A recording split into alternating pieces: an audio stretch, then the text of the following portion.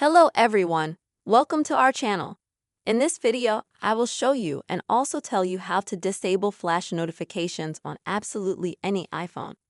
Please friends, subscribe to our channel. Don't forget to write your comments after watching and also be sure to put your likes under the video.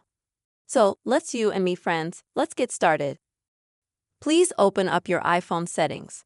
And then friends, scroll down a little bit to the bottom of the settings. And here you'll need to select an option called Accessibility. In Accessibility, friends, also scroll down a little bit. And here you will need to select the option Audio and Visual. Here also scroll down to the bottom. And you will be able to find the Flash Notifications option. Click on that. And as you can see, I think you have flash notifications enabled.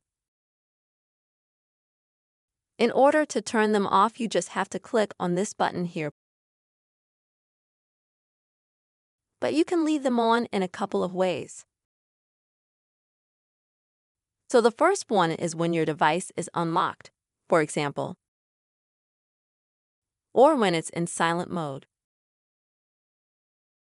Friends, this is the way you can easily disable flash notifications on any iPhone.